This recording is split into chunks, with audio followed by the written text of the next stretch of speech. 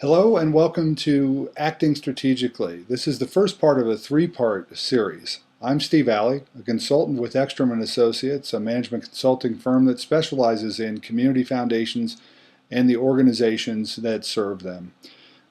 In this series, you'll learn about what goes into an effective strategic plan and what can derail even the best of those plans.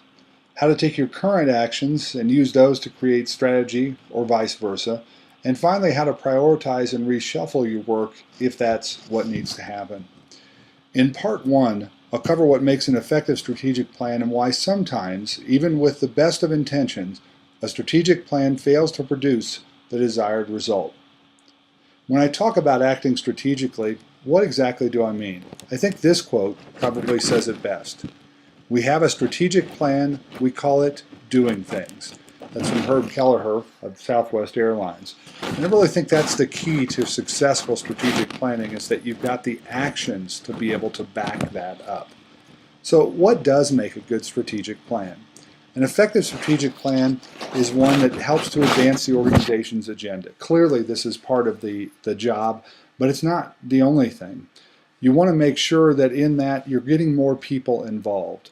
Getting the organization to the next level, part of that effort is to make sure that you've got people who are not only involved, but who are also committed to giving to the organization and to giving more. And so effective strategic plans do that. They work, and by that I mean they get people to work, but they also work. They position people in the right places within the organization to make those happen.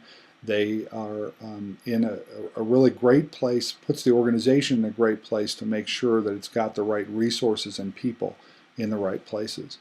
They focus the organization's work. This is one of the tougher ones, I think, for community foundations, particularly new and emerging community foundations, to figure out how to be able to focus what they're doing, because all too often we hear organizations, community foundations saying, look, we have to do everything. We need to show the community what we can do. And to a certain respect, that might be true, but it's awfully difficult, I think, to say no in a community foundation context. And I think in this case, you need to have some of that focus to enable you to say no, so that you can really focus on the things that matter most to the organization. Effective strategic plans are not rigid. They are give the flexibility that the foundation needs to be able to move in new directions when those become apparent, but they really provide a framework for the foundation for moving forward.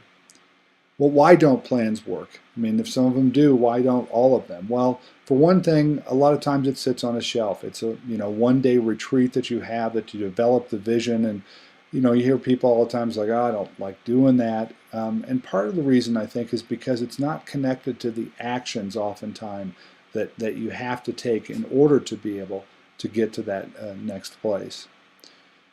Another reason plans don't work is that the times have changed, but the plan simply hasn't. It's still the same plan that was written back in 2007, and as we all know, a lot has happened since that time, and it's got to be a living, breathing document in order for the plan to be successful.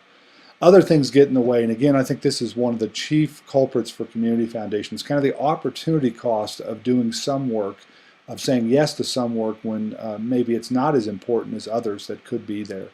So it's easy for things to get in the way of what needs to happen. It's too complicated. The plan just is simply too complicated. There's too much to it. There's too many goals, strategies, tactics, activities, whatever you want to call it. There's just too many of them to be able to clearly identify what needs to happen and where to go. There's either no accountability or there's too much accountability. Goals can be ambiguous.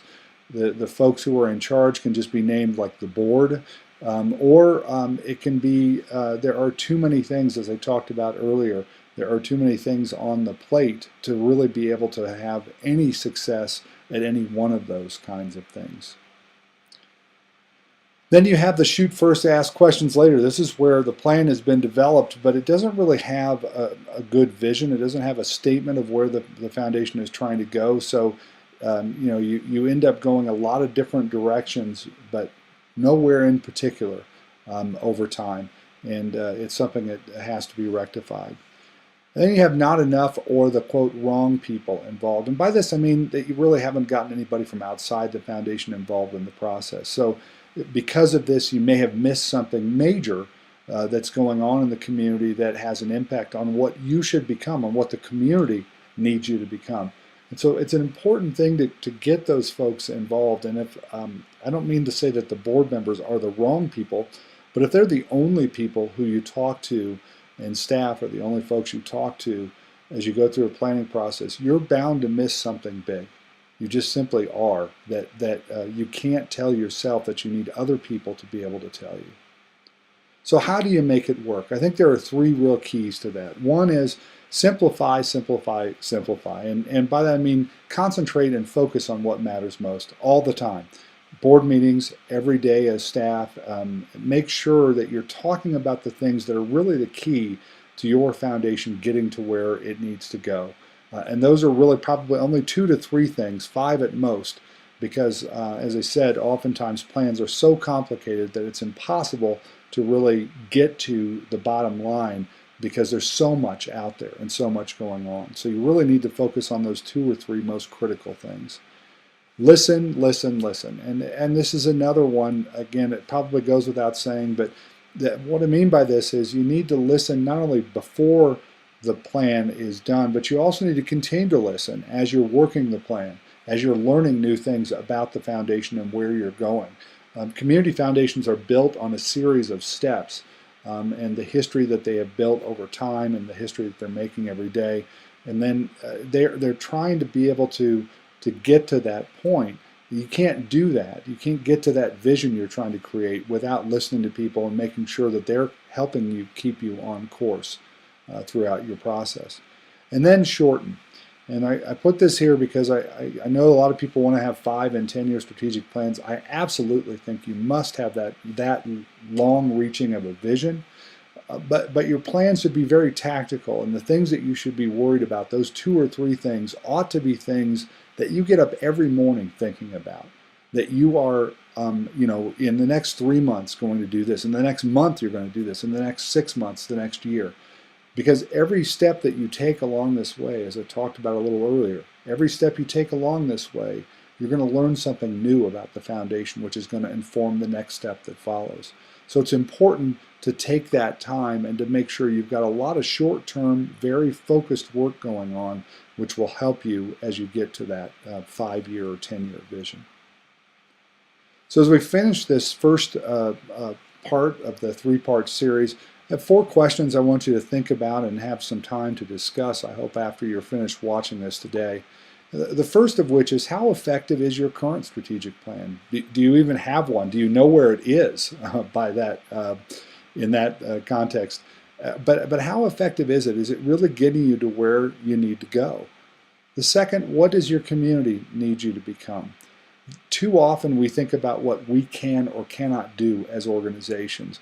And we really forget to think about really the more important question, which is, what does this community need us to be? Where does this community need us to be? And I think those are the questions that need to be asked as you're going through this process. What are the strengths of the foundation that you can build on? Is it a group of donors? Is it your board? Is it staff? A facility perhaps? Some assets you might have? Anything that you can use to be able to build on that you think is a strength of the organization that ought to be preserved and that ought to be built, ought to fit to the answer to this question.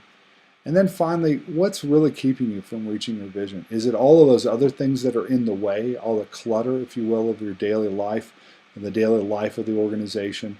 Or is it, are there other barriers that are there? Are there things like your systems, are they not correct? Is your board not as engaged as they need to be able to get to that level?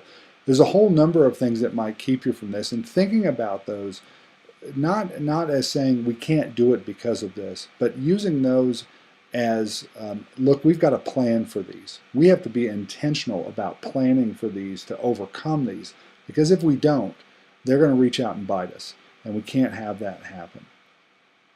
So that's the end of the first part. In the second part of this, I'm going to be talking about the acting strategically process, a number of questions I'll take you through to be able to kind of help you examine your current work and use this to develop new strategy, or look at your strategy and your current work to see whether they are in fact matched up. And so that's going to be the next phase of this. Again, I appreciate your participation today and look forward to receiving feedback from you. Thank you.